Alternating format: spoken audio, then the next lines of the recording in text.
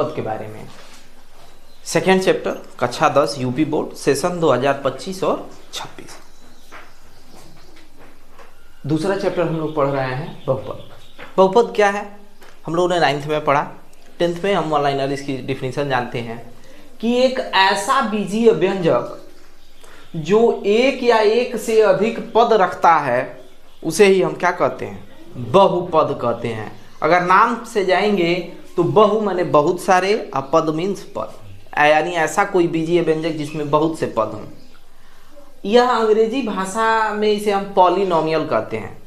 यह पॉली शब्द जो है यूनानी शब्द है और पॉली शब्द का मतलब होता है बहुत से, और यहाँ नोमियल शब्द का अर्थ टर्म से है और टर्म माने होता है पद। और बीजीय व्यंजक सिर्फ दो ही पदों को मान करके चलते हैं, दो ही सिंबल को मान के चलते हैं, धन और ऋण।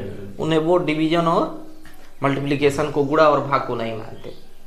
चलिए बात करते हैं कि कोई भी एक बहुपद जो है उसका व्यापक रूप क्या होगा, एक्सपांड फॉर्म क्या होगा, या हम एक्सपांडेड फॉर्म कह सकते हैं या स्टैंडर्ड फॉर्म कह सकते हैं, क्या होगा। n घात वाले बहुपद का व्यापक रूप होगा a0 a1x plus a2x square a3x cube a4x4 dot dot dot an आप ध्यान से देखेंगे तो यहाँ चर राशि नहीं है, यहाँ एक चर राशि है, यहाँ 2 घात के साथ है, यह 3 घात के साथ है, चौथे वाले पद में 4 घात के साथ है, पांचवें वाले पद में 5 घात के साथ होगी, 9वें वाले पद में n घात के साथ होगी।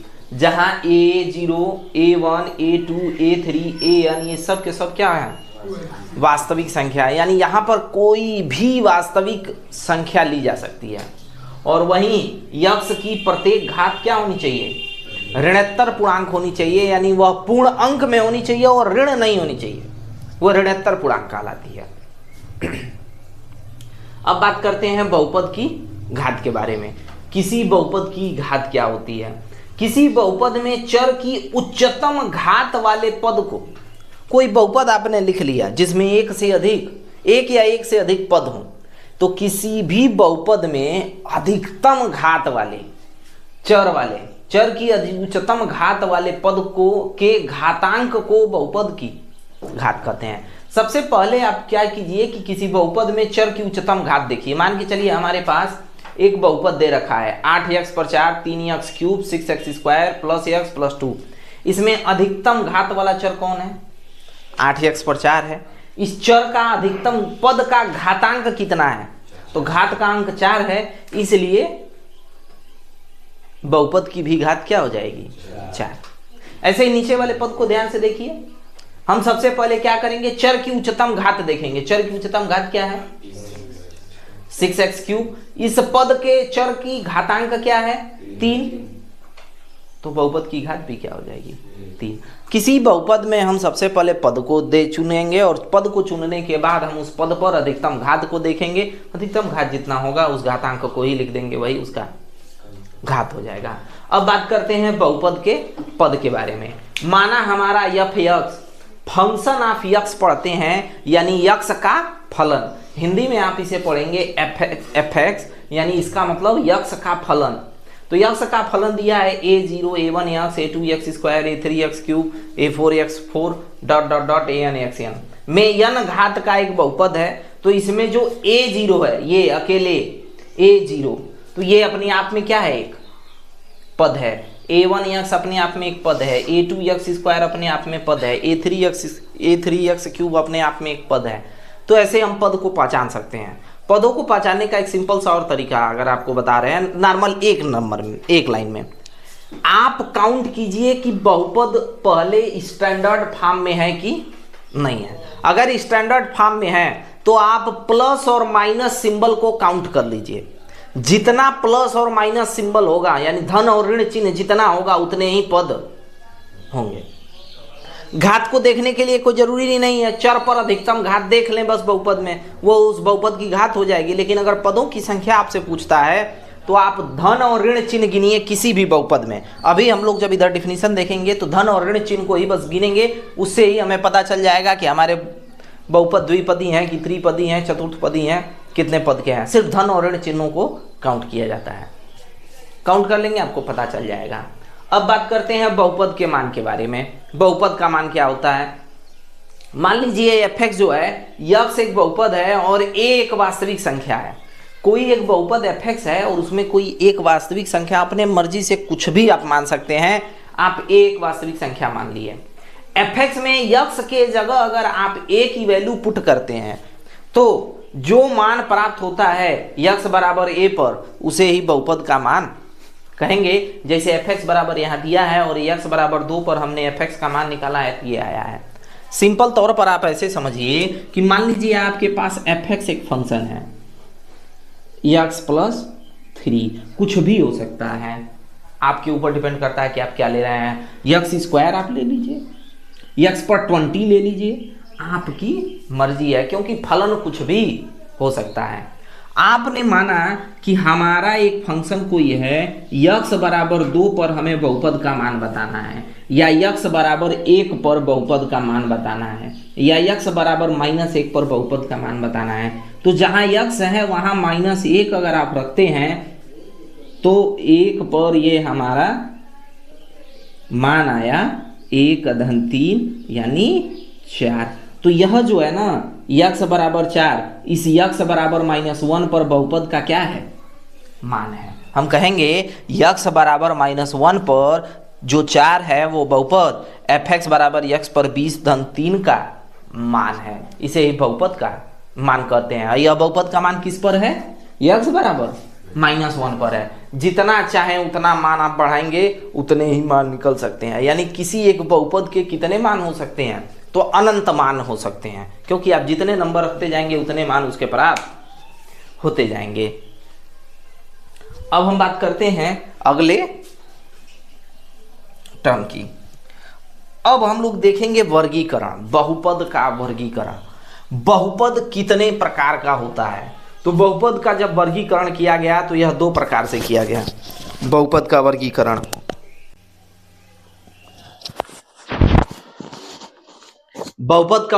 दो प्रकार से किया गया। पहला पद के आधार पर और दूसरा घात के आधार पर। पद के आधार पर अगर हम वर्गीकृत करते हैं तो शून्य बहुपद सबसे पहला आता है। शून्य बहुपद, शून्य बहुपद क्या है? सभी पद के गुणांक क्या हो? शून्य हो। यानी कोई भी बहुपद आप ले लीजिए, उसका गुणांक क्या कर दीजिए? 0 कर दीजिए। आप यहाँ देखिए इसका गुणांक 0 है, यहाँ भी 0 है, ये भी 0 है, ये भी 0 है, यानी मिला जुला करके टोटल का मान क्या आता है? 0 ही आता है। यानी ऐसा कोई भी बहुपद जिसका मान शून्य हो उसे ही हम शून्य बहुपद कहते हैं। अचर बहुपद किसे कहते हैं?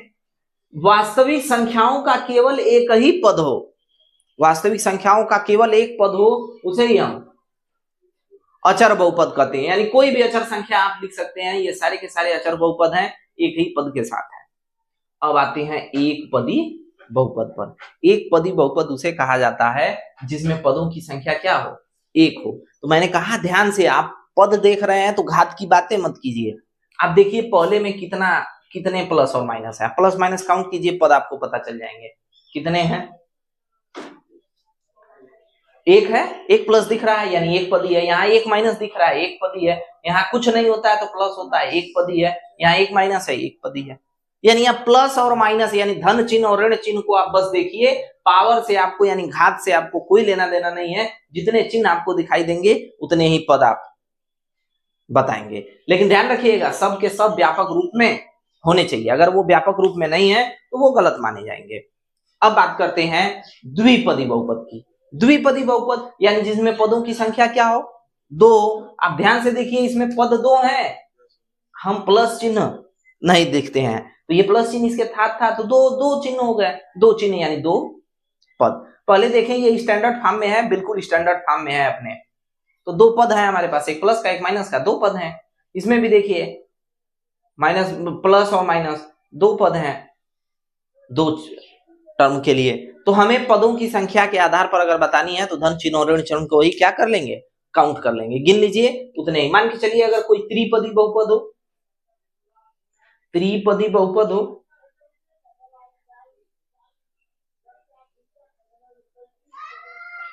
त्रिपदी बहुपद यानी ट्राइनोमियल हो, तो ट्राइनोमियल किसे कहते हैं?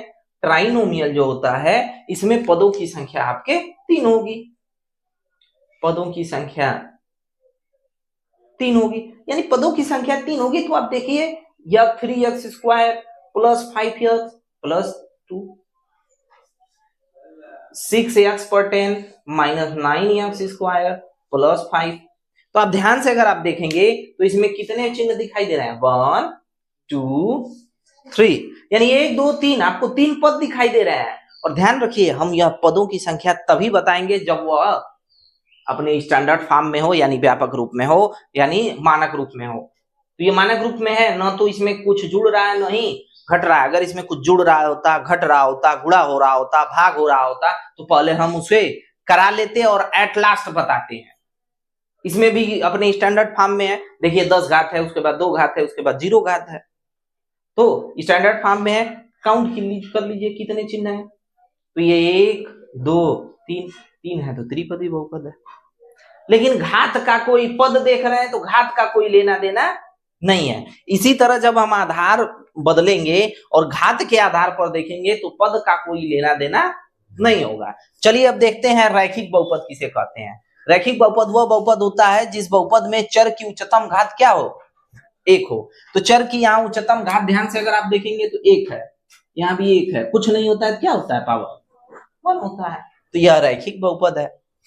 द्विघात बहुपद किसे कहते हैं, ऐसा बहुपद जिस बहुपद के चर की उच्चतम घात क्या हो, 2। तो ध्यान से देखिए यहाँ चर पर पावर कितना है, अधिकतम घात 2 है कि नहीं है।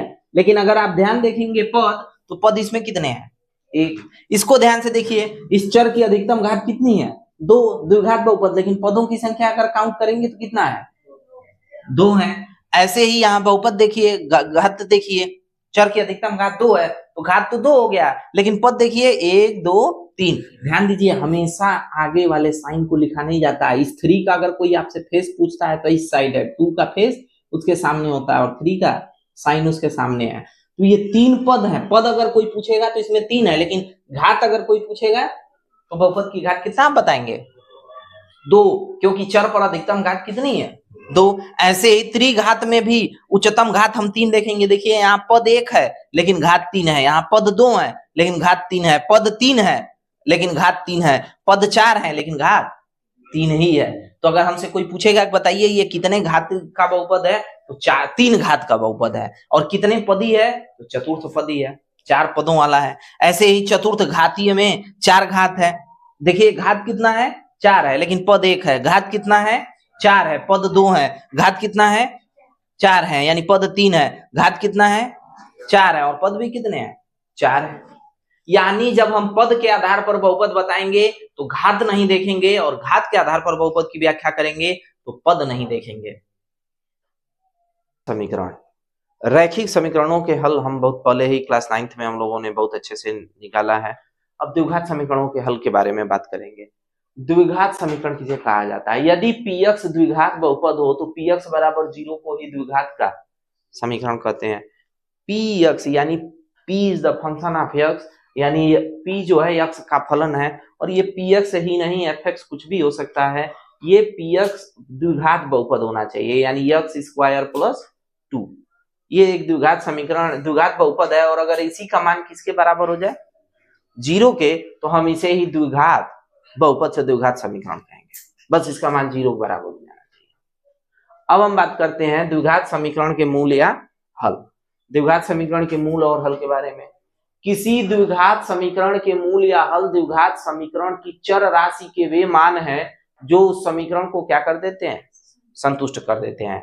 यानी चर राशि का मान अगर हम समीकरण में रखें तो समीकरण संतुष्ट होकर के किसके बराबर आ जाएगा, 0। इसीलिए उन मूलों को हम शून्यक भी कहते हैं, क्योंकि वो द्विघात समीकरण को क्या कर देते हैं, शून्य कर देते हैं, इसलिए वे शून्यक भी कहलाते हैं।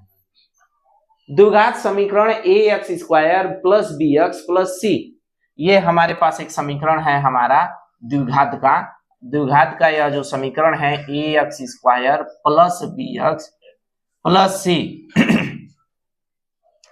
के हल करने की कितनी विधियां हैं, तो हल करने की मुख्यतः 3 विधियां हैं। पहली विधि को गुणनखंड विधि है, जो कि कक्षा 9 में बड़े अच्छे तरीके से आप लोगों ने पढ़ा, जिसे मैंने आदि अंत के गुणे के नाम से पढ़ाया। दूसरी विधि है पूर्ण वर्ग बना करके हल करने की विधि। यह विधि आपके सिलेबस से बाहर हो चुकी है 2022 के बाद से ही, लेकिन फिर भी हम लोग इसके एक टाइप को पढ़ लेंगे। और तीसरा है श्रीधराचार्य सूत्र। तीसरी विधि को श्रीधराचार्य सूत्र कहते हैं। श्रीधराचार्य सूत्र यक्स बराबर minus b plus minus under root में d/2a। यहाँ हम हिंदी में पढ़ेंगे यक्स बराबर माइनस बी प्लस माइनस करणी में d/2a, जहां d को हम विविक्तिकर कहते हैं और विविक्तिकर का मान होता है b² माइनस 4ac। यह जो विविक्तिकर है, यह विविक्तिकर किसी भी द्विघात समीकरण के मूलों की प्रकृति ज्ञात करने में काम आता है। अब एक और बात है, इस श्रीधराचार्य सूत्र को एक और नाम से जाना जाता है जिसे हम द्विघात सूत्र भी कहते हैं। तो अक्सर किताबों में हुआ क्या है कि द्विघात सूत्र का जिक्र होगा, आप किताबों में द्विघात सूत्र ही पढ़े होंगे, लेकिन इन्हें श्रीधराचार्य सूत्र भी कहा जाता है। हुआ क्या था कि यह पश्चिमी सभ्यता के कुछ मैथमेटिशियनों ने हमारे आचार्यों के नाम को छिपाने की कोशिश की, लेकिन हम चाहेंगे कि आप इसे श्रीधराचार्य सूत्र ही कहें द्विघात सूत्र के बजाय। अब बात करते हैं द्विघात समीकरण के मूलों की प्रकृति, द्विघात समीकरण के जो मूल हैं उनकी प्रकृति के बारे में। तो अगर आपको विविक्तिकर पता है तो विविक्तिकर का लक्षण बता देगा कि मूल कैसे हैं।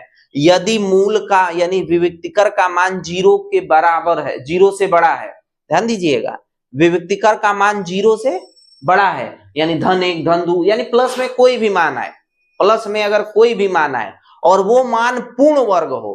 पूर्ण वर्ग होने का यह मतलब है कि जैसे 4 हो, 9 हो, 16 हो, आपका 36 हो जाए, 25 हो जाए, तो ये सारे के सारे पूर्ण वर्ग हैं। तो यदि विविक्तिकर का मान 0 हो, 0 से बड़ा है, यानी ये सारे मान 0 से बड़े हैं कि नहीं है, 0 से बड़े हों और पूर्ण वर्ग हों।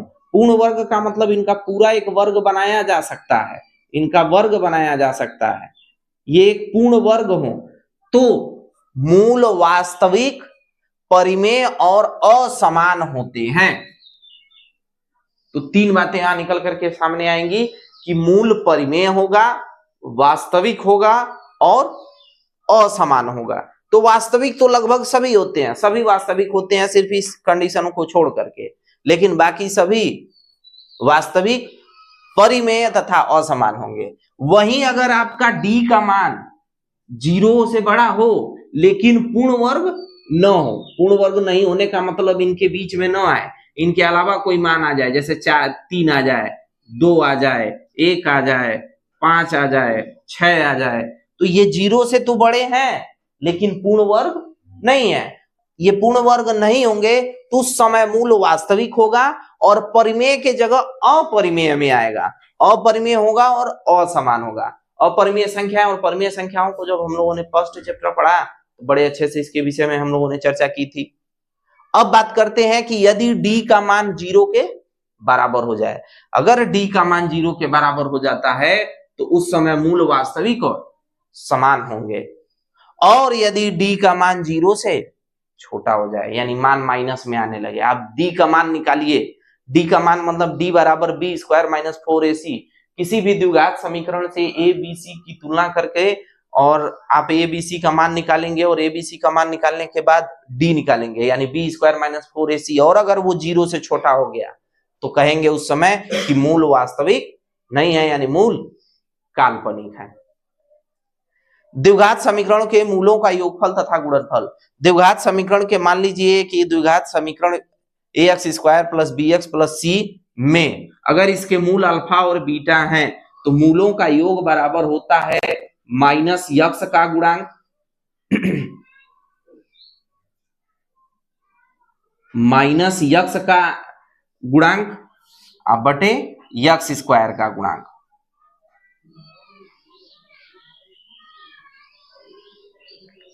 माइनस यक्स का गुणांक बटे x² का गुणांक बराबर minus b/a। Alpha plus beta बराबर आप ऐसे कह सकते हैं कि -b/a, या आपको शुद्ध भाषा में बात करना है तो -x का गुणांक बटे x² का गुणांक।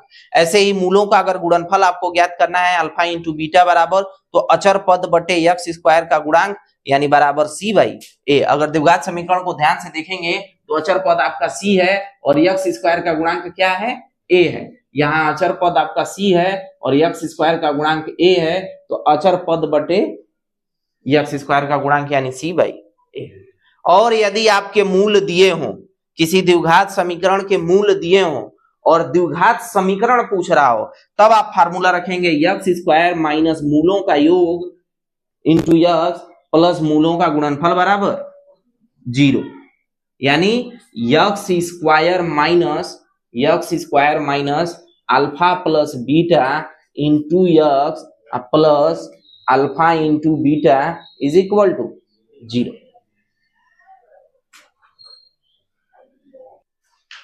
कक्षा 10 हम लोगों ने मैथ में कक्षा 10 में जो दूसरा चैप्टर हम लोग पढ़ा है उसके साथ ही साथ मैंने चौथे चैप्टर का भी इंट्रोडक्शन दे दिया है।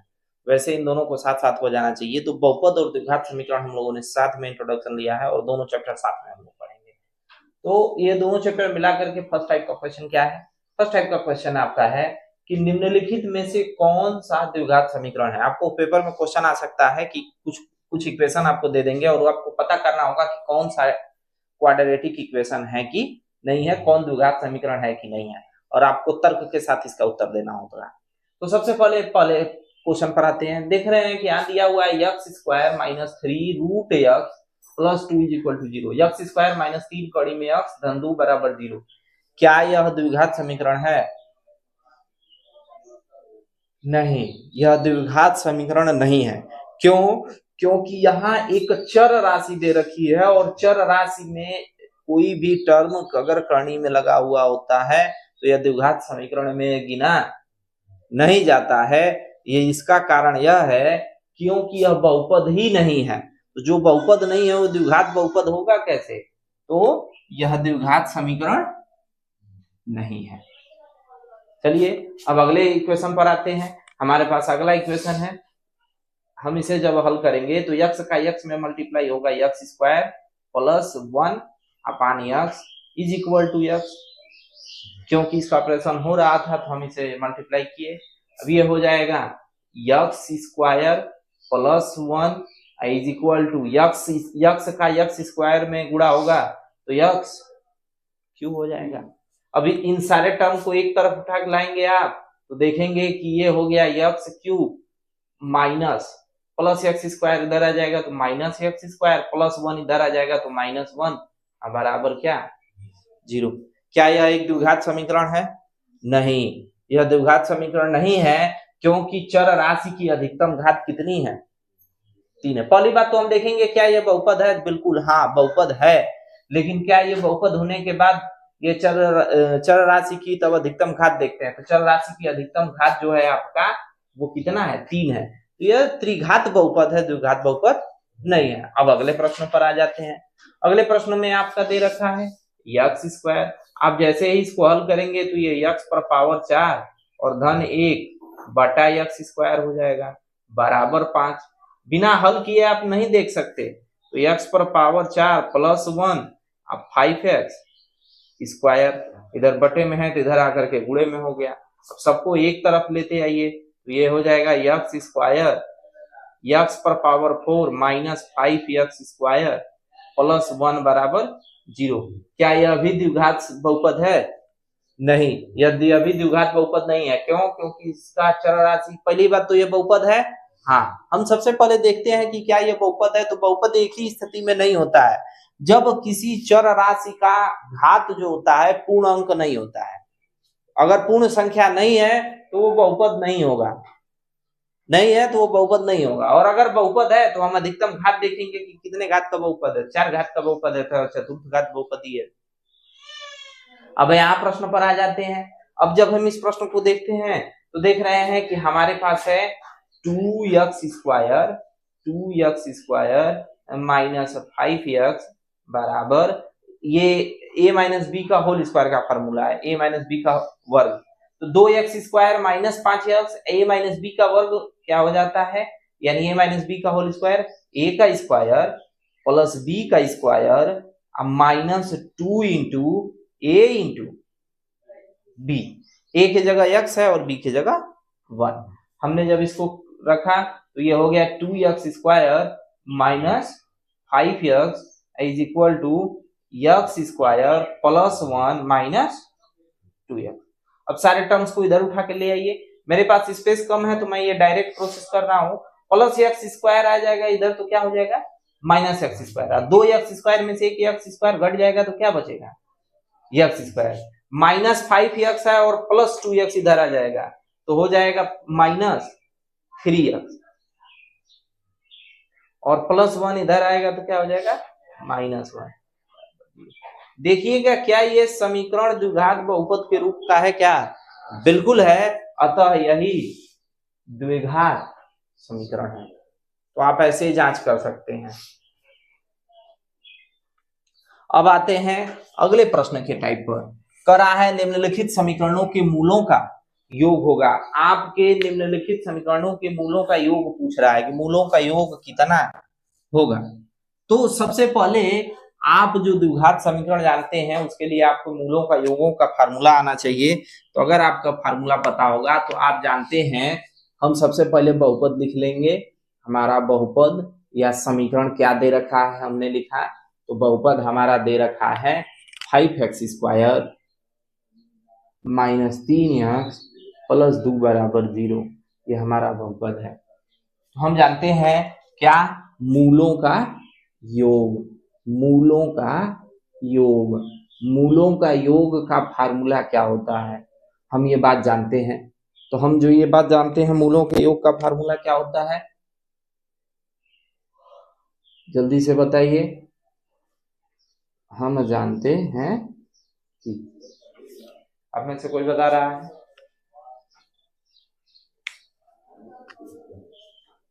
मूलों के योग का फार्मूला होता है, जो बच्चे जान रहे हैं वे कमेंट करेंगे।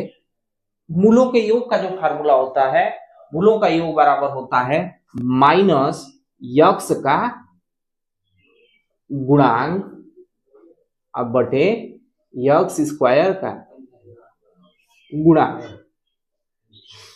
इसे आप नॉर्मल अगर इसके मानक रूप में लिखते हैं, व्यापक रूप में लिखते हैं तो माइनस बी बाई ए होता है। तो आप अगर ध्यान से यहां देखेंगे कि माइनस यक्स का गुणांक कितना है, यक्स है आपका, यक्स का गुणांक -3 है और यक्स स्क्वायर का गुणांक क्या है 5 है। तो ये हो जाएगा 3/5।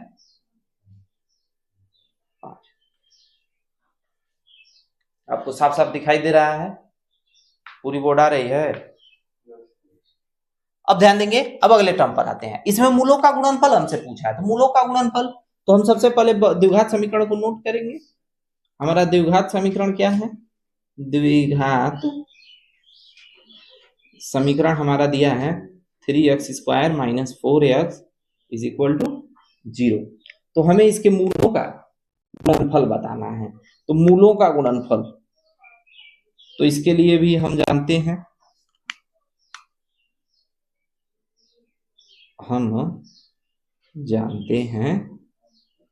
कि मूलों का गुणनफल क्या हो जाएगा, मूलों का गुणनफल, मूलों का गुणनफल आप में से किसी को पता है बताइए। एक्स स्क्वायर का गुणांक, अचर पद बटे एक्स स्क्वायर का गुणांक। Very good. तो अचर पद है हमारा, अचर पद बटा एक्स स्क्वायर का गुणांक। अक्सर ऐसा क्वेश्चन दे करके आपको कंफ्यूज कर सकता है। रीजन क्या है कि अक्सर जो बच्चे थोड़ा सा कॉन्सेप्ट लेकर के नहीं चलते हैं तो वो फंस जाते हैं। तो हमें बेसिक पता होना चाहिए। क्या आपको इस टर्म में अचर पद दिखाई दे रहा है? अगर आप द्विघात समीकरण के व्यापक रूप में जाएंगे, मानक रूप में जाएंगे, तो होता है A X square plus B X plus C होता है। सी इसमें दिया है? दिया ही नहीं है। जब दिया ही नहीं है तो वो उसका मान क्या होगा, उसका मान हो जाएगा 0। जो है ही नहीं उसका मान 0 हो गया। और ए यानी जो एक्स स्क्वायर का गुणांक है उसका मान कितना है 3। 3 में 0 से भाग देंगे कितना आ जाएगा, तो 0। तो मूलों का गुणनफल इस द्विघात समीकरण का कितना आ जाएगा 0। अब बात करते हैं अगले टाइप की, हमें पूछ रहा है समीकरण दिया है और इसका विविक्तिकर बताइए। तो हम सबसे पहले इसका विविक्तिकर बताएंगे हल। तो सबसे पहले समीकरण को लिख लेंगे। समीकरण क्या दिया हुआ है हमारा, समीकरण 3x² माइनस 6x प्लस 4 बराबर 0। 3x² माइनस 6x धन 4 बराबर 0। तो अब ध्यान देंगे यहां पर हम समीकरण 1 की तुलना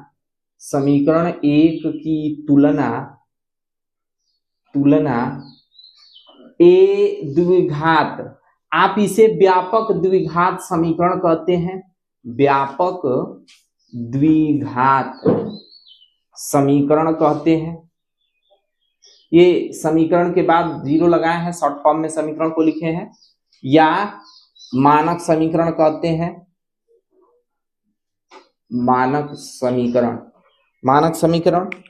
समीकरण क्या होता है, ax² plus bx plus c बराबर 0।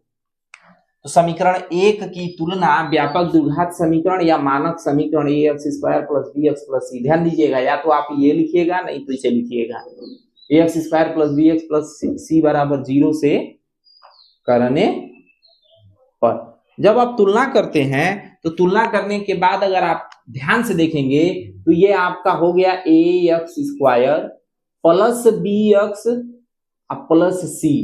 तो a के जगह आपको क्या दिखाई दे रहा है, 3 दिखाई दे रहा है। b के जगह आप ध्यान से देखेंगे तो -6 दिखाई दे रहा है, और c के जगह आपको 4 दिखाई दे रहा है। ये तुलना करने के लिए मैंने इसे यहाँ ध्यान दिया है, तो इसे आप इरेज कर देंगे क्योंकि आपको बस मैंने दिखाने के लिए लिखा है, आप पेपर में ऐसा नहीं कर सकते। अब हम समीकरण की तुलना कर लिए। समीकरण की तुलना करने के बाद जानते हैं विविक्तिकर करता क्या है।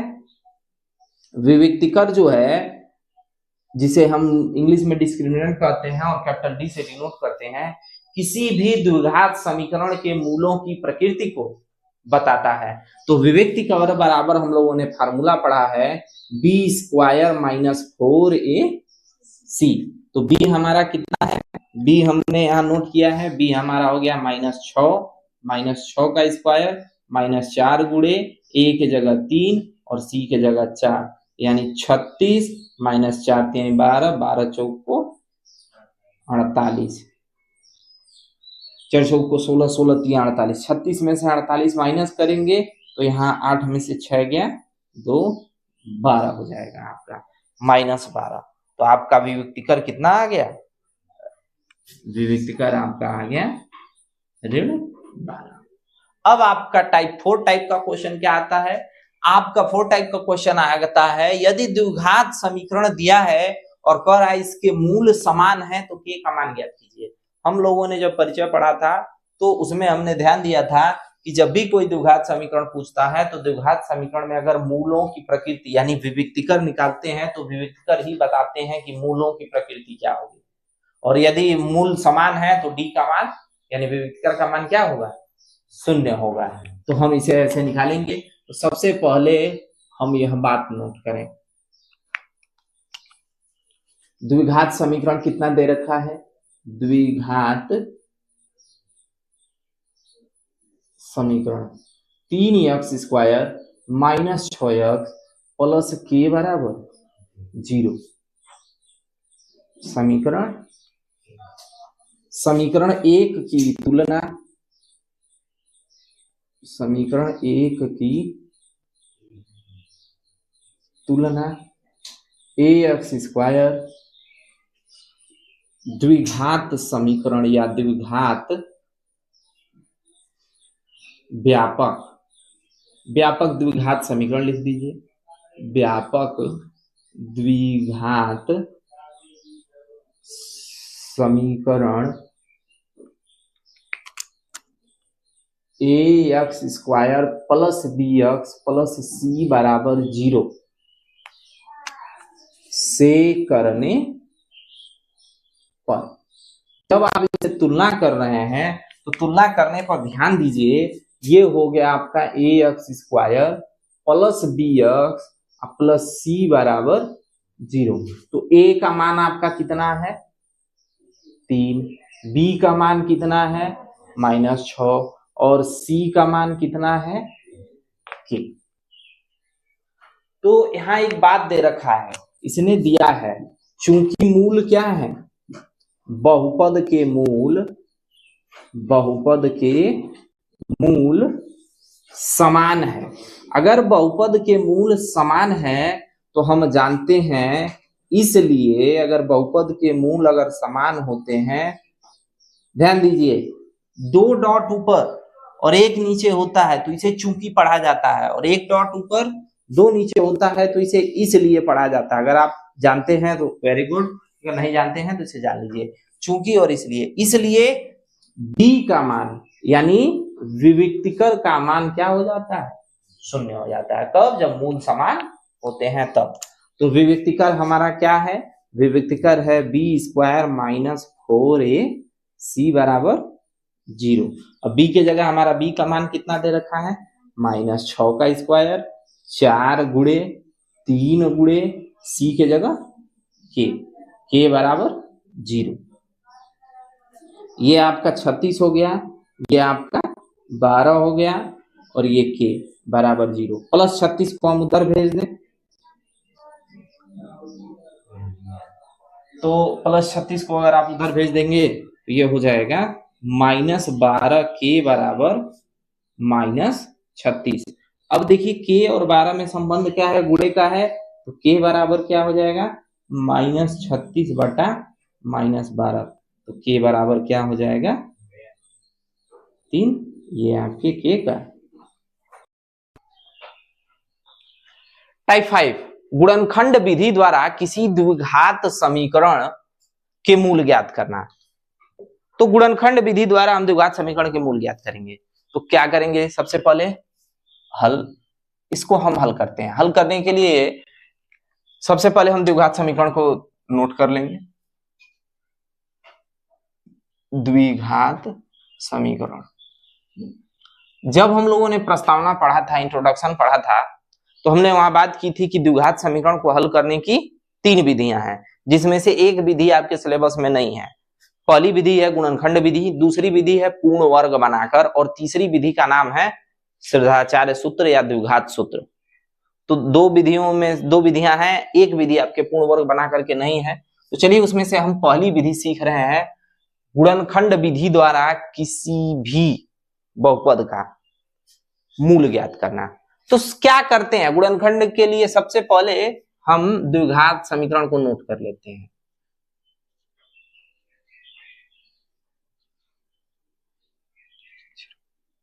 अब आप ध्यान दीजिए, सबसे पहले जब भी हमने द्विघात समीकरण को गुणनखंड विधि से करना है तो हम इसे आदि अंत का गुणा भी कहते हैं।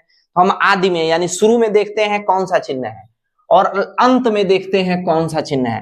तो शुरू में आपका आरंभ में धन चिन्ह है और अंत में भी आपका धन चिन्ह ही है, यानी धन चिन्ह शुरू में भी है और आखिरी में भी धन चिन्ह है, यानी धन का धन में गुणा किया धन आया।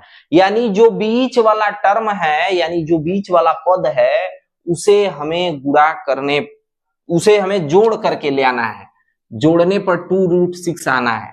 तो क्या जोड़ने पर ले आना है, क्या करने पर ले आना है, तो वो अंक की प्राप्ति अब करेंगे। वो अंक यहाँ क्या लिए गए हैं, यहाँ 3 है और यहाँ 2 है, यानी 3 का 2 में गुणा कराया 6। इसका सेंस ये आता है कि 6 के ऐसे 2 फैक्टर पता करें, 2 गुणनखंड ऐसे पता करें जिसको जोड़ने पर 2 कड़ी में 6 आए और गुणा करने पर 6 आ जाए।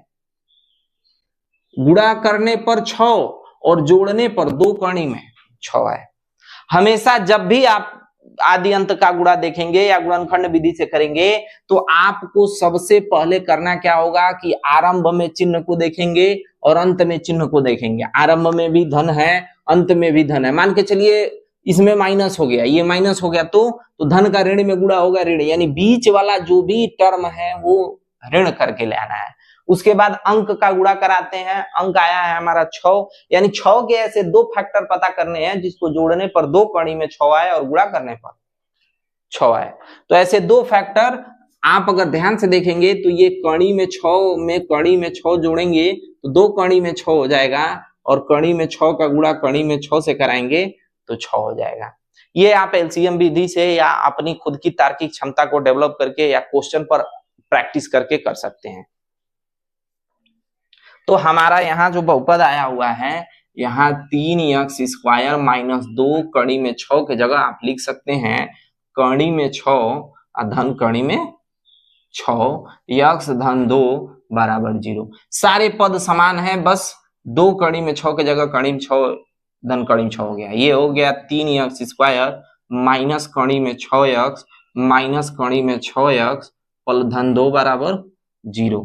अब इन दोनों में कुछ आपको कॉमन दिखाई दे रहा है, तो अगर आप ध्यान से देखेंगे तो इन दोनों को ध्यान से अगर आप देखिए तो ये हो जाएगा कणी में 3 गुणे कणी में 3x स्क्वायर, 6 को लिख सकते हैं कणी में 3 गुणे कणी में 2x, कणी में 6 को लिख सकते हैं कणी में 3 गुणे कणी में 2x, 2 को लिख सकते हैं कणी में 2 गुणे कणी में 2। मैंने इसको काफी बड़ा कर दिया है। अब आपको आसानी से कॉमन दिखाई दे रहे होंगे, यानी उभयनिष्ठ आपको दिखाई दे रहे होंगे। इसमें उभयनिष्ठ कणी में 3 है और यक्स है, तो आप क्या कॉमन कर लेंगे, आप कॉमन कर लेंगे कणी में 3x, तो बच क्या जाएगा कणी में 3x। यहाँ कणी में 3 बाहर हो गया तो क्या बच गया कणी में 2। अब यहाँ ध्यान से अगर आप देखेंगे तो पहले माइनस हो और बाद में प्लस हो, तो जब भी इस तरह का आपको टर्म दिखाई दे तो हमेशा माइनस को पहले कॉमन किया जाता है। माइनस हमने कॉमन कर लिया, और आपको कुछ दिखाई दे रहा होगा कॉमन, यानी उभयनिष्ठ आपको कुछ दिखाई दे रहा होगा कॉमन कणी में 2, तो कणी में 2 अगर आपको उभयनिष्ठ दिखाई दे रहा है तो कणी में 2 को आप बाहर कर लीजिए, तो ये हो जाएगा कणी में 3x माइनस कणी में 2 बराबर 0। तो आपके 2 फैक्टर आ गए, एक आ गया कणी में 3x माइनस कणी में 2, और दूसरा भी आ गया कणी में 3x माइनस कणी में 2 बराबर 0। अतः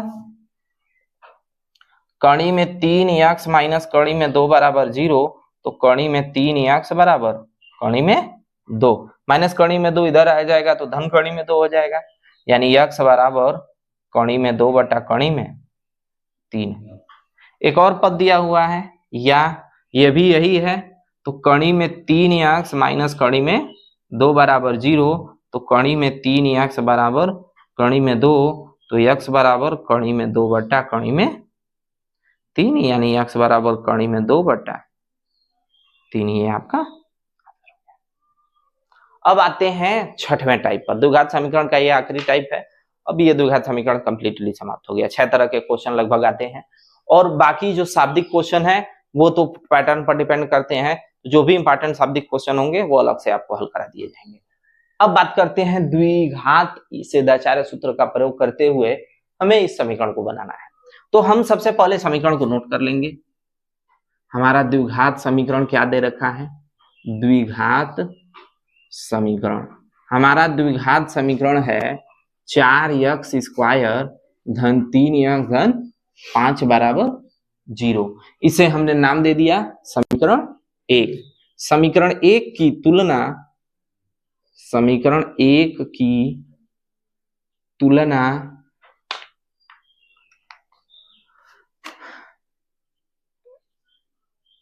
व्यापक द्विघात समीकरण, द्विघात समीकरण, व्यापक द्विघात समीकरण क्या है, ax square plus bx plus c बराबर 0 से करने